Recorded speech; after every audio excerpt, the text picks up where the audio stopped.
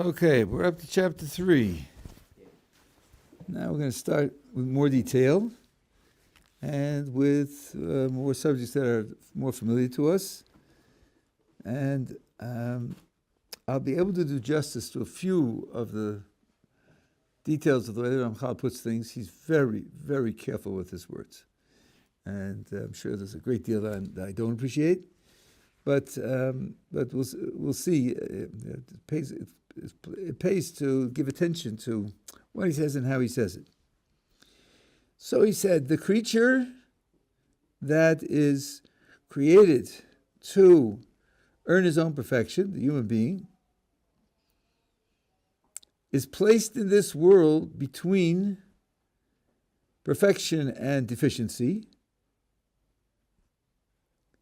and with the ability in his hand to acquire perfection. Now, you have free will, and you make choices. Sometimes you make right choices, sometimes you make wrong choices. So the natural thought is, okay, I have a chance, I have the ability to do the right thing or to do the wrong thing. He doesn't say that. He says he's placed between perfection and deficiency, and he's given in his hand the power to acquire perfection. So the question is, how do you describe the alternative? And as you'll see, it's an asymmetrical description. He's sort of foreshadowing here what he's going to say a little bit later. Well, did you say efficiency or deficiency? Deficiency. And now it has to be through his choice and his will, because if he were compelled in what he does to choose the perfection, then he wouldn't be called the author of his own perfection. He would not be the one that's responsible for his own perfection. And then, as we said in chapter 2, it wouldn't generate a similarity to God who is what he is only because of himself. Here's the opportunity for a human being to be what he is, at least somewhat because of himself. And if he was caused to act one way or another, then it wouldn't be because of himself at all. It would be because of whatever the source of the causal powers were. So that's why it has to be from his own choice. Therefore, he has to be placed. The man has to be placed for his choice. And now he's saying something which isn't true for all of us. It's only true for Adam as he was created, as he will explain. That he should be placed, balanced between the two possibilities, nothing forcing him to one of them. And the power of his free will, of his decision, to choose with his knowledge and with his chayfetz, is like will or desire, whichever one of the ones he wants. So, first of all, he has the power of choice. Second of all, when you choose between alternatives, and in order for the choice to be between the alternatives, it has to be that the alternatives have some connection to your motivational structure. It's not just that the alternatives be merely possible, but there has to be something in you that responds positively to it. Because if you imagine a person with two possible courses of action, but all of his motivation is on one side, none of it on the other side, that does not support free choice. This Ramchal writes this in a number of different places. I saw an article in the Journal of Philosophy many years ago where he gave an illustration which I think makes this vivid in case it's not exactly obvious. Imagine that you are at a party, celebration, and these are wealthy people, they have an estate, and one of the items in their estate is a pool of water. You're standing next to the pool, and right next to you, an 18-month-old child falls into the pool. There's nobody else around. Now here are your choices. You can take him out and save his life, or don't take him out and save his life. Those are your choices. The author of this article asks, what motivations does he have to save the child's life. Now, don't imagine monsters and don't play Freud. To think of a normal person, he's standing there, the child falls into the water. What motivations does he have to save the child's life?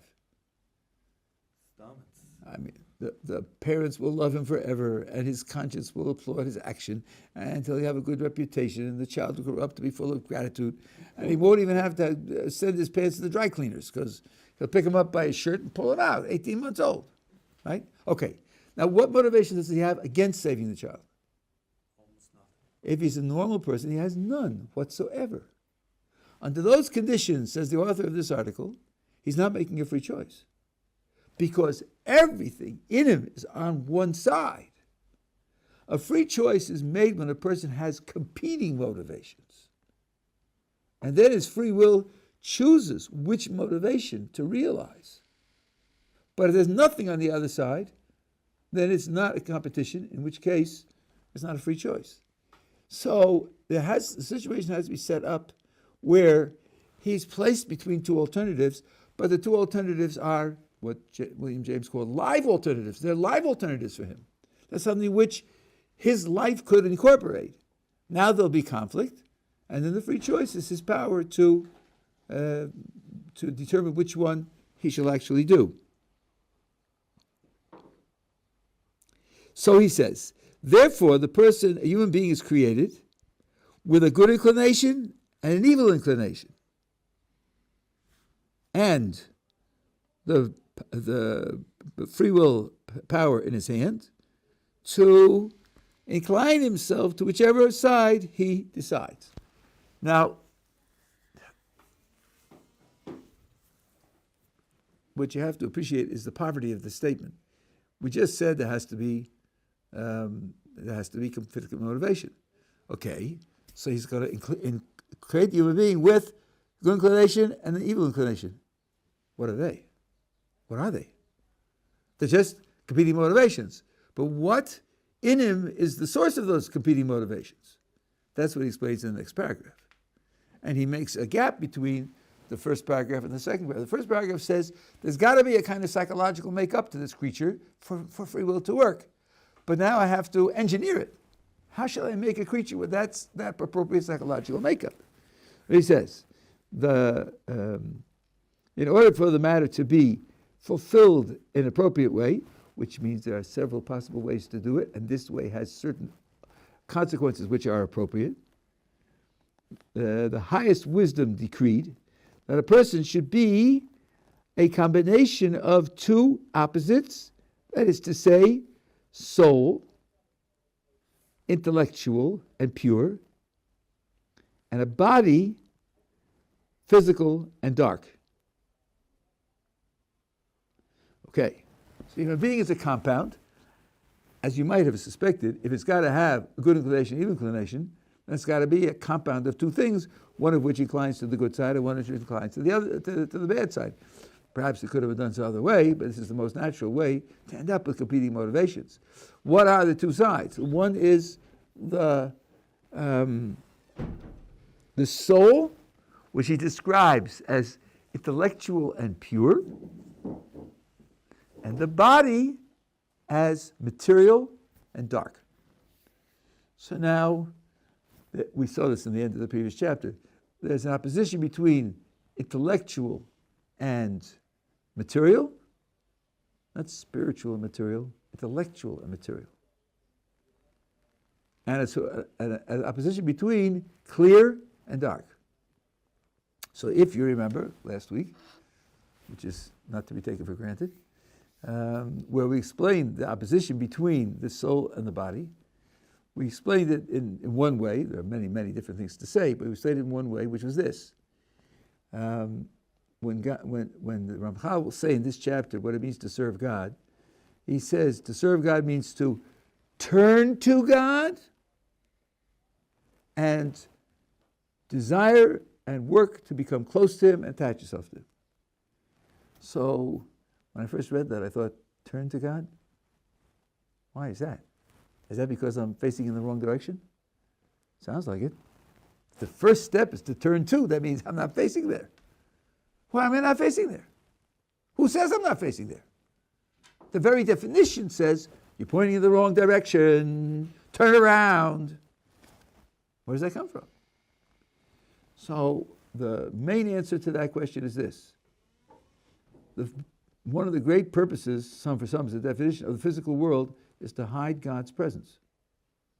So you don't experience God clearly, naturally. It requires an effort to see God, to experience God in any way at all, directly or indirectly by implication. It requires an effort. So if you are immersed in the physical, and we are all to some extent immersed in the physical catches our attention. We, in our position in life, are dependent on the physical for all of our existence, survival, success. And we invest in studying the physical and manipulating the physical and managing the physical. We train ourselves to have greater physical abilities. So, if the physical really hides God's presence, it takes an effort to detach yourself from the physical and to study what's behind it. I can give you a couple of analogies. Suppose someone told you that if you can focus without distraction for the next 6 hours on the fact that everything around you is made of atoms and it's almost all empty space, don't get distracted for 6 hours. I think you find that quite challenging. You know, when's the last time you thought of this table as almost all empty space? Maybe you never thought of it. It's just a useless, distracting thought. Doesn't help you paint the table, saw the table, buy a new table, to think of it as almost all empty space. Don't lose sight of that. Keep it in mind. That would be quite an effort because it's not visible. It's not what you see when you look with your eyes. Okay, science tells us it's true, but it's just true, that's all. Now, that means our immersion in the physical makes our ability to focus on something that isn't open and clear and revealed in the physical quite difficult. So here we're being told that there's a creator, the creator is exercising providence over the physical world. What happens in the world is a result of his will. That's not visible.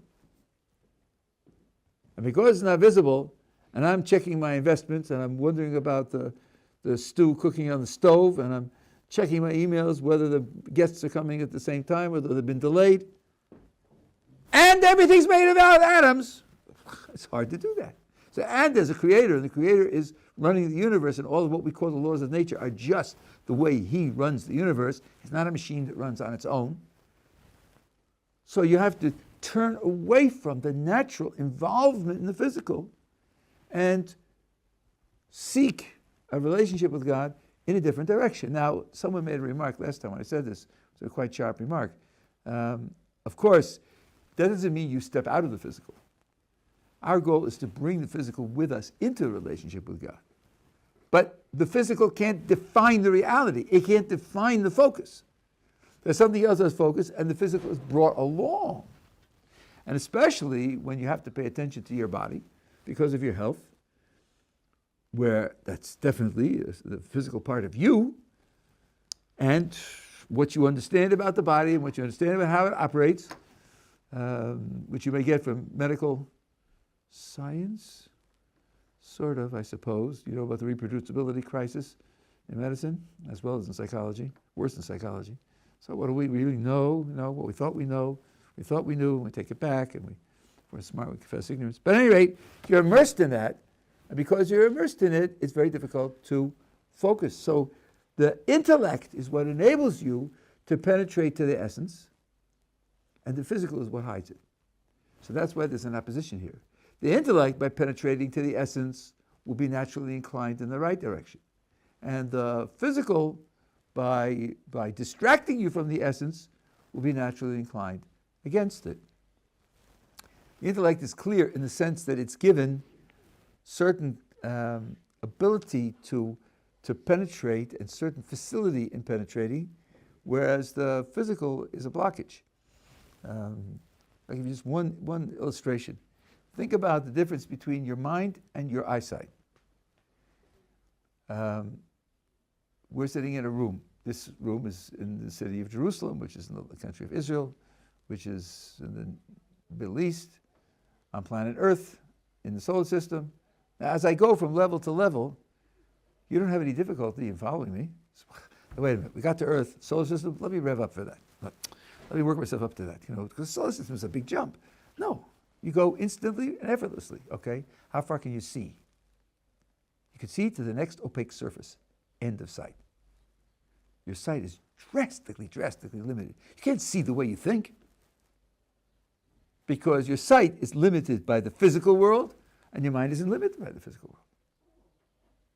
So this is a difference between the limitation, the darkness of the physical world being an impediment versus the mind, which isn't impeded in that way. And by the way, the same is true with past, present, and future. If I ask you to think about yesterday, last week, last year, a century ago, 1,000 years ago, 2,000 years ago, your mind goes from one to the other without any difficulty whatsoever. Whereas your experience is limited to this moment. What happened before is past, what's coming is future, and what you experience is only the present moment.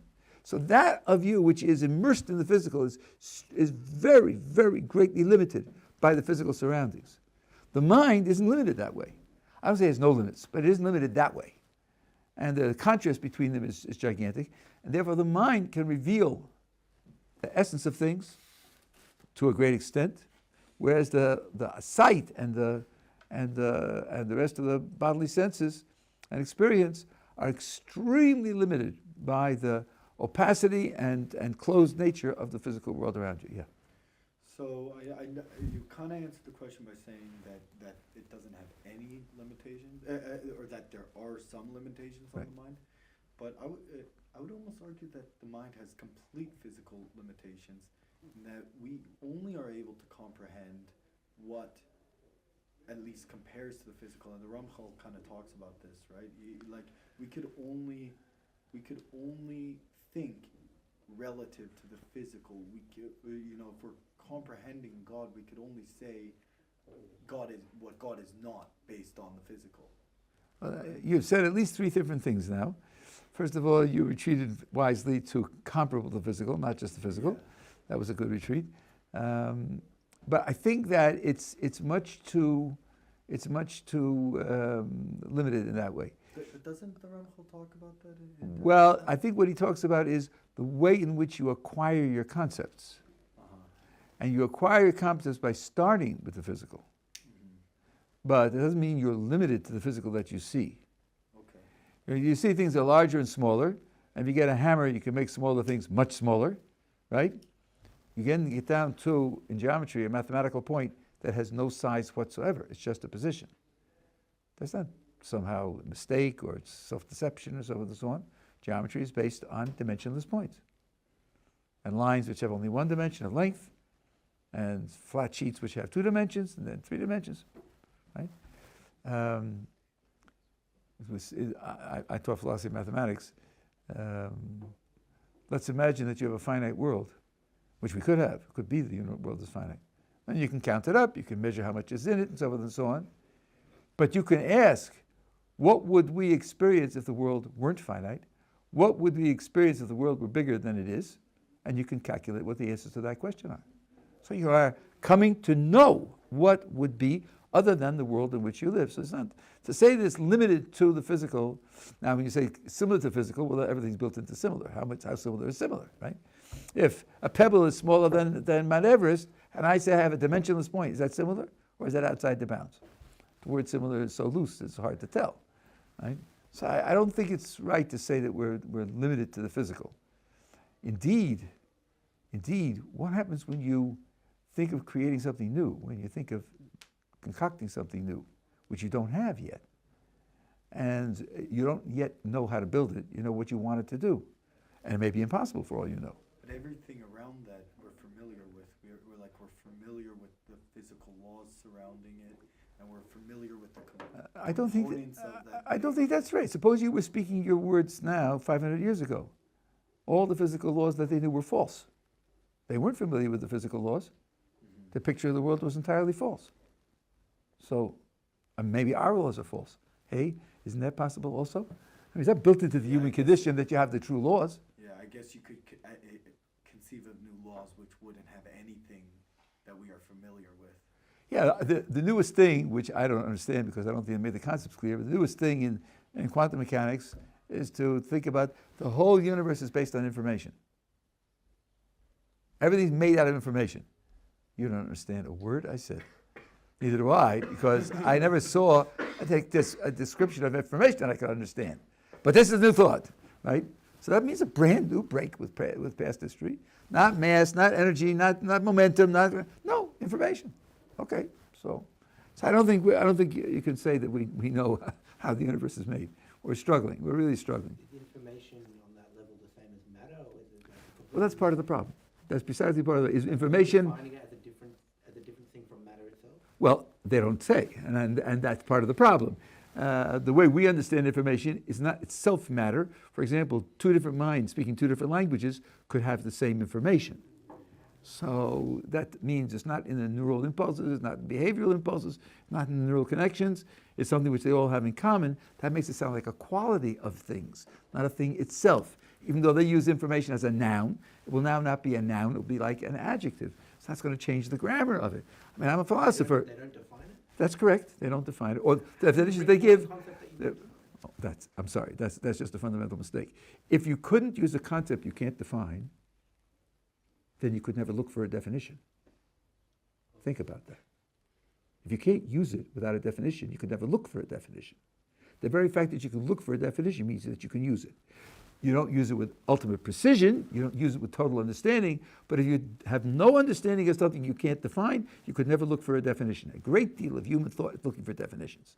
So it's not correct that you need a definition. This is the mistake of sophomores in college who say, stop every discussion, every sophomore in philosophy. Define your terms. Can't define your terms, the discussion is incompetent. That's just a mistake. Well, I'm under the assumption that this theory that's being brought forth is widely accepted and being utilized.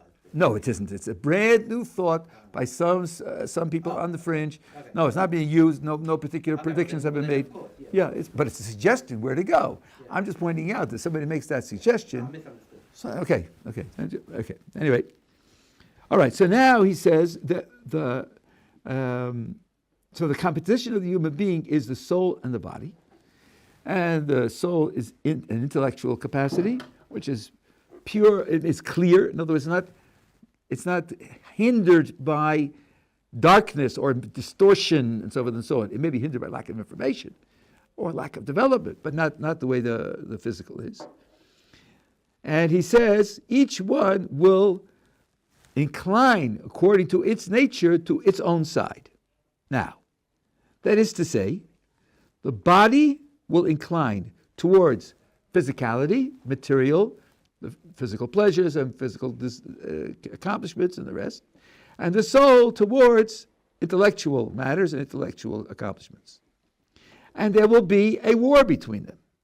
Now, here's the crucial sentence that I was alluding to before. In such a way that if the Shama will take power, it will control the body, then it will rise and it will pull the body up with it. And then this person will gain some perfection in the way in which this activity is designed to produce perfection. So the one side is the body expresses its power, takes power over the soul. The soul expresses its power, takes power over the body, and by guiding the body and working together with the body, the soul goes up and pulls the body up with it. And the result is some kind of improvement in perfection. Now, what's the alternative? If the person will release his power, release control, and then the physical side will overpower him, then the body will go down and will drag the soul down with it. Do you see the lack of symmetry here? Yeah, that's the lack of symmetry. I mean, and the Ramchal is he writes like a mathematician. All power is in the soul. All power is in the soul. The soul has two choices: either control the body, use it, and elevate itself and the body with it, or release its control. The soul doesn't choose bad. The soul just releases its control. Then the body, like a wild animal, just does what it does. But because they're connected, when the body does what it does, it drags the soul down also. And then just as the soul can purify and spiritualize the body, so the body can materialize and pollute the soul. The development and the state of the two of them is intertwined in this way. Yeah. So I understand the first part, the soul bringing the body up. How could the body bring the soul down, seeing as the soul is something? It's like made in Hashem's image. It's like something infinite. It's something infinitely good, right? I might be wrong about that, but from what I've heard, it is something that's completely good. And on its own good, and only when you could act badly, but that doesn't degrade the holiness of the soul. Is that just a completely false? It's not completely false, but it's considerably false. Okay. There is a feature of the soul which is beyond development, beyond change, and so forth and so on. But after all, acquiring perfection is something that the person as a whole does. And he hasn't got that perfection yet. And acquiring perfection means developing both the soul and his body. The soul has to make the right choices, and then that engages controlling the body, and the right choice is to control the body and to lead it. Right? The soul decides between controlling the body and leading it, or going on vacation. So it's more concealed than degraded, though. The soul, when things go down. I don't know if that's suppose that your job is monitoring the level of radioactivity in the uranium pile, right? So if you take off a half hour every 3 hours and have a cup of coffee and do some emails, there's a problem there. And if you do it every hour, there's a bigger problem there. If you do it every half hour, there's a bigger problem there, because the probability of an explosion goes up. So the fact that you become more and more irresponsible. So that's the body that's doing it. No, the body doesn't do anything. The soul makes one of two decisions. It either decides to monitor and direct the body, or it decides not to monitor and direct the body. Then if it doesn't monitor and direct the body then operates on its own. It's like a horse, right? If you put a bridle on a horse and you ride it, you can guide it to where it's going to go. If you decide to get off the horse, then it'll go and do its own thing. Or like a bull in a china shop. But it doesn't drag you at that, like... Oh, so then it depends. It depends. If you're in a cart and the horse is attached to the cart, and you're guiding it with the reins, and you put them down in order to have a conversation with your friends, then it'll drag you into the mud. Right? The point here is that they're both developmental. The soul and body are both developmental. The soul has to rise. And as it rises, it pulls the body up with it. You see, but the parable works there too, because you are not changed by the fact that your horse is dragging you to bad places, whereas when you have the reins, you're elevating the horse to a higher level. Who says you're not changed? Maybe there are fumes there. You still end up in the mud. Yeah, I mean, you end up in the mud. You are supposed to be inspecting you become more irresponsible because you're not doing what you're supposed to be doing. There's no reason to think. That I could see that. Yeah. There's no reason to think that. Now, I haven't said this, but maybe this will help a little bit. Where's free will? Now, he doesn't say in this sefer, Moshe Shapiro, who used to teach here and other places, put out a number of svarim, and basing it on Kabbalistic sources, he explains as follows. The soul, this is classical, has 5 levels. All of the sources talk about it. This is something which isn't controversial. It's something which is part of the tradition. It's not just one particular position within the tradition. And this is in all the Kabbalistic sources. In the accepted canon. Yeah, except canon is used particularly for the Bible. I'm not talking about the Bible now. But okay, I mean, I'm not going to debate the use of that term. Anyway, so now the soul has 5 parts. And to make things complicated, one of the 5 parts is called neshama, which is also a term for the whole of the soul and the whole of the spirituality of a person as well. So you have to know as a general and specific term. The 5 parts are nefesh, ruach, neshama, chaya, and yechida. Chai and Yechida are so high that they're typically out of touch for us altogether. But the three, the Nefesh, Ruach, Neshama, which you hear a lot about, even in non-Kabbalistic literature, are divided roughly as follows. The Nefesh, as part of the spirituality of the person, is that which is closest allied to the body. The Nefesh perceives what's going on in the body. The Nefesh directs what's going on in the body. It's that part of the spirituality which is bodily directed. Let's skip Ruach for a second. The Neshama, on the other side, which is what he's talking about here in more direct terms, is the intellect, that which perceives the good, perceives the ultimate reality to the extent that it can, given as part of its nature. So you have the Nefesh, the spirituality of the person that's bodily focused. On the other side, you have the spirituality of the person that's reality and upper focused. In between, you have something called the Ruach. And the Ruach is where free will lives.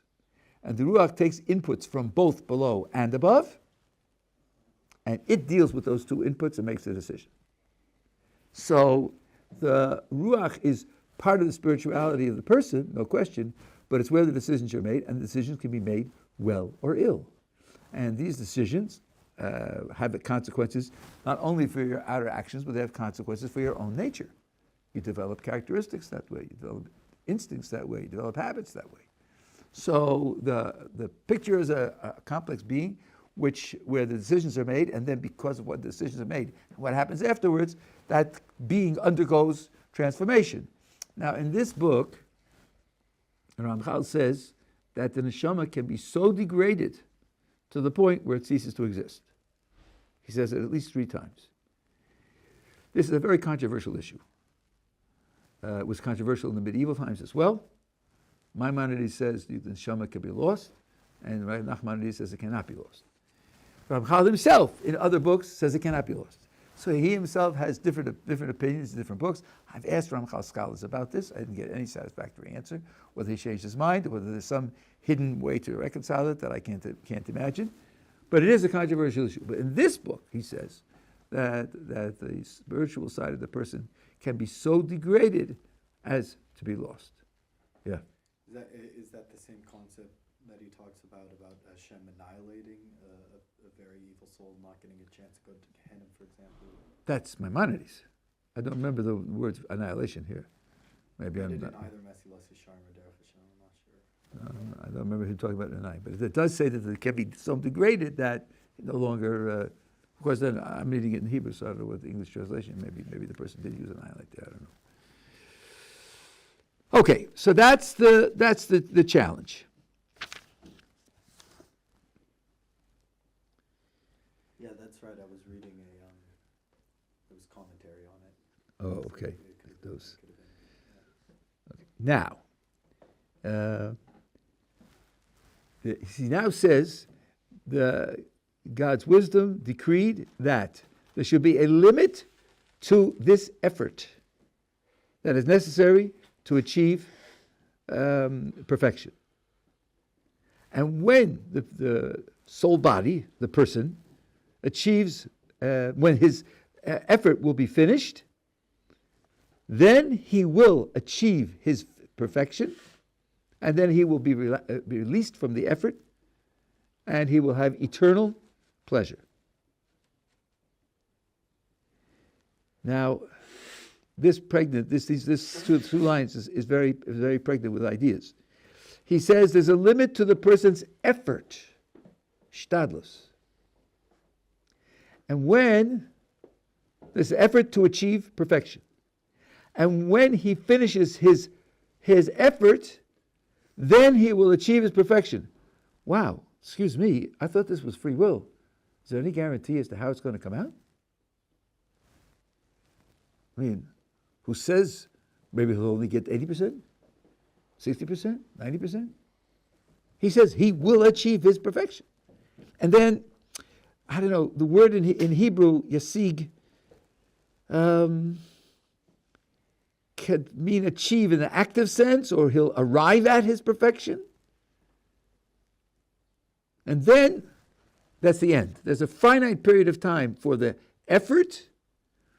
Again, the word effort here, not accomplishment. There's a finite period of time for accomplishing. There's a finite time for effort. Now, the secret that's being hinted at here, and he says this again several times explicitly in the book, is your total reward is only for your effort. The only thing that gets rewarded is effort, not the results of the effort, not the accomplishment. Can you think of a simple, direct, and absolute answer to why that should be? Why should you be rewarded only for your effort and not for the accomplishment? Because it gives free range of playing field across the board. So that a person who's been doing well will continue to do well. Everyone's in the same playing field. Thank you. In terms of the ability to gain reward.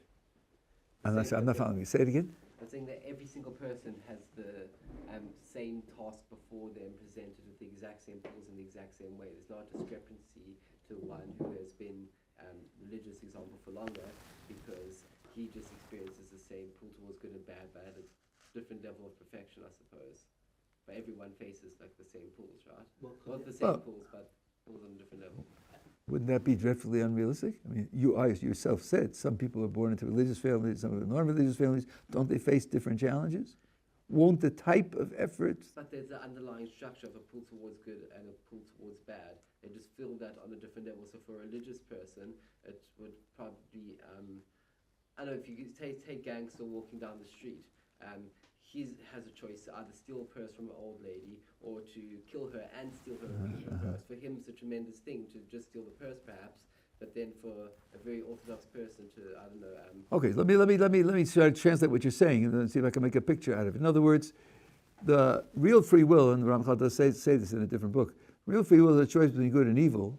Now, if you're drawn to the good and drawn to the evil, and you're struggling, it doesn't really matter what the particular item of good is and what the particular item of evil is.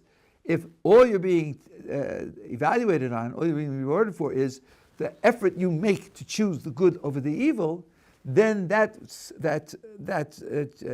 challenge and reward will be similar or even maybe perhaps identical for all people, because what difference in people's lives is what things are good for them and what things are evil for them. But the struggle to choose the good over the evil will be equal for all. I think there is something in that. I mean, there's something deeper than that, but I think that there is something in that. Could you also argue that in the same way that you study Torah, perhaps, like if you get a person who's been studying Gemara for a day, they make their way through a line of Gemara versus someone who's been studying for 2 weeks. 100%. And there's on the reward sense. Right, 100%. But now you see, I'm looking for a reason that will make this necessary. Your reason makes it appropriate because you believe in equality. Okay, that's nice, but it'd be nice to know where equality comes from, and maybe it has limitations, so on and so on, right? But I want something that absolutely nails it. Yeah. So it basically boils down to is that everyone has come from different circumstances. So the as he said, it boils down to the fact of good and evil. Yeah.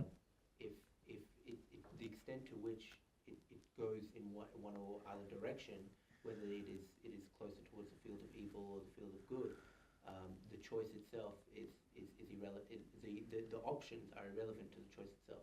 Okay, let's say so, but I don't know if I'm getting. Let me repeat again the question that I'm asking.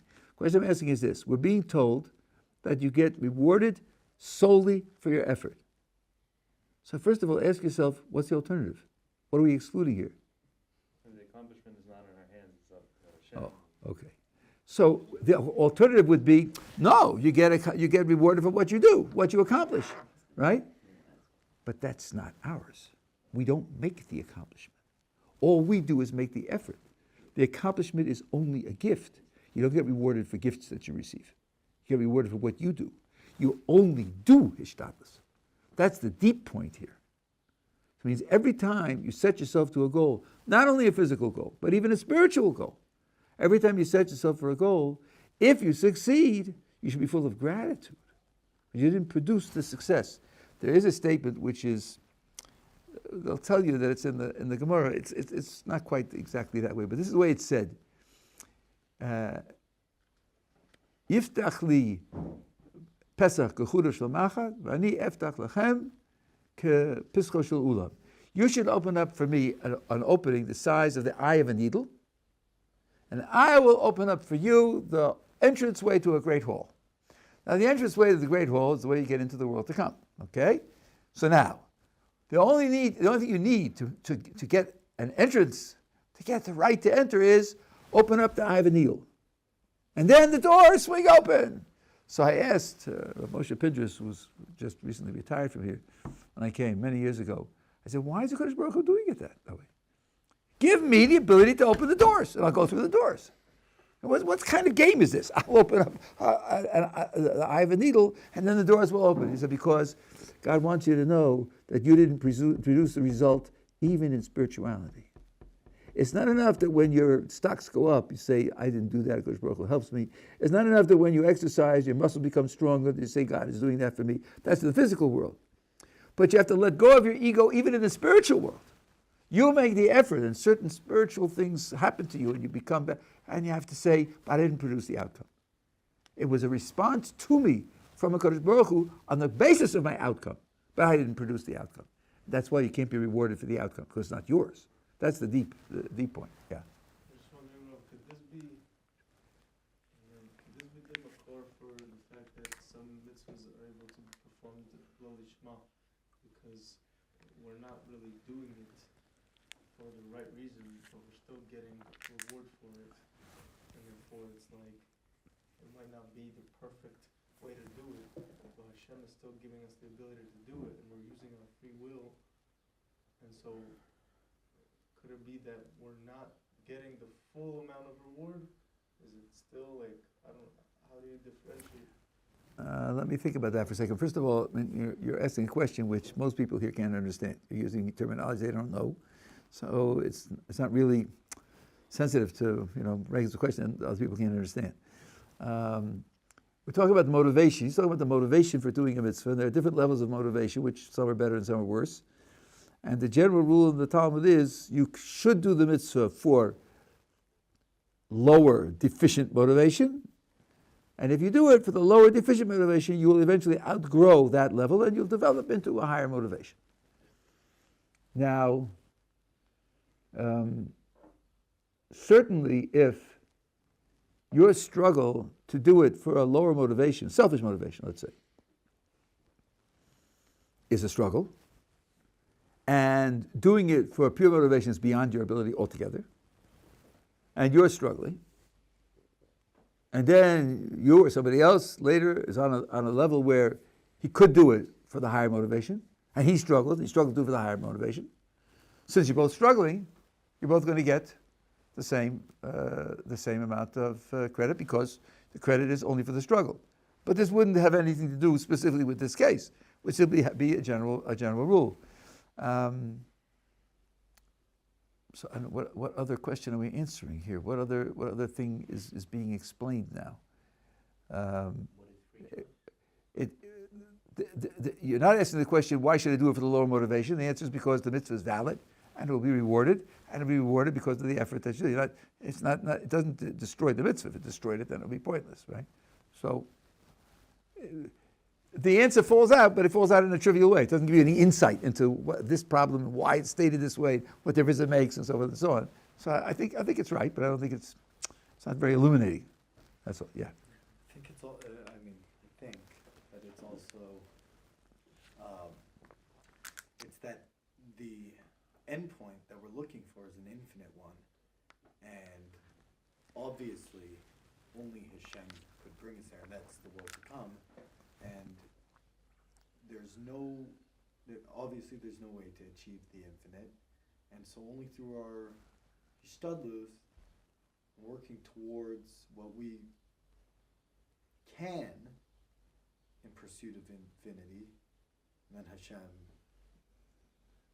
makes up the rest. Okay, I think that's basically right. I think that's what's being hinted at in the word yasig here.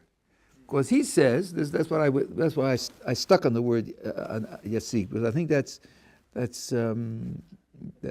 part of what's being indicated here. There's a limit to the amount of time for effort, which is needed for a person to achieve perfection. And when that time has been completed, then he will achieve perfection and go on to the reward. So I asked, what guarantee can he have that he will achieve it? So if he's being rewarded for his effort, the ultimate achievement of the perfection is a gift, like all of the accomplishments are achievements as a gift. That's why you can say for sure he's going to achieve it. He's going to achieve it because it's all a gift anyhow. So it can be guaranteed that way. Right? If it was a question of rating his performance, and the outcome would be mysterious, how you could know what the outcome will be. It's also infinitely less than the goal. Okay, so now I think here, when we talk about infinity, I'll just share one more idea with you and then we'll quit for today. There's something here that you have to understand the way we spoke about this when some of you weren't here. The way reward works, what kind of reward it is. And let's think of reward as something you earn. So there has to be some kind of parity between the effort you put in and what you get. Now, if you imagine a person who works 40 hours a week, 50 weeks a year, for 10 years, and he's paid, I don't know, $1 million. Okay, say, look, I worked for 10 years, and my work is high-powered work, I work faithfully, and I earned $10 million, right? But not $10 billion, not $10 trillion. The amount of effort that you put in, if you're paid by the hour, could be paid at a certain rate, and it will be reasonable, and you could think, I earned it. But then if you paid more, so then you'll say, for sure, I didn't earn all that. It's just too much. Now, if you're going to live a finite lifetime and make your effort, and the reward is going to be eternal. So it's going to accumulate over time into a sum bigger than any finite amount. Sooner or later, you're going to say, I didn't earn this. I'm getting more than I earned. So if the project is to make it reward that I earned, if I understand reward like being paid per hour, it's not going to work. But here's another way to understand reward. And that's where, let's say, you build your own house from raw materials. It takes you 10 years. And then you live in the house. And somebody says to you, after you've been living in the house for 100 years, they say, listen, you worked out of it 10 years, that's true. That's a lot of work and the effort, and so forth and so on. But how much was the worth worth? 10 years of work? Worth a certain amount. Maybe it's worth 5 years of living in the house. 7 years of living in the house. It's not worth 10 years living in the house. You know that very well. So you're a bum. You're living here for nothing. You didn't earn this. It's not yours. I think what you'll say is, excuse me, I built the house. I built it. I'm living in the house that I built. I don't have any embarrassment as if I didn't earn it. I built the house. I can live here forever. I don't outrun the ownership and the appropriateness of my having it on the grounds that I lived in it 10,000 years with only 10 years of work, because I built it myself. The reward that we make for ourselves by working in this world is we change ourselves. We change, like he said, the soul goes up and it brings the body up with it, and it becomes different in nature. Now, God is giving all the time. Only in this world, a lot of it is blocked by the physical. In the next world, the physical doesn't block. So there's a constant flow from God, and you get as much as you've prepared yourself to receive. So it isn't paid per hour. You built yourself into a receptacle, and then you receive according to what you built.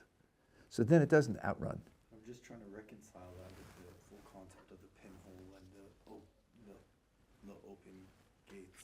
Okay, we'll come back to that. Anyway, but because that's not the only explanation for these things. But according to that explanation, what I wanted to bring out was the nature of reward. The nature of reward here is not like being paid dollars. The nature of reward is that you become a different thing. And because you become a different thing, you can relate to God in a different way. And that relationship with God is itself the reward. Okay?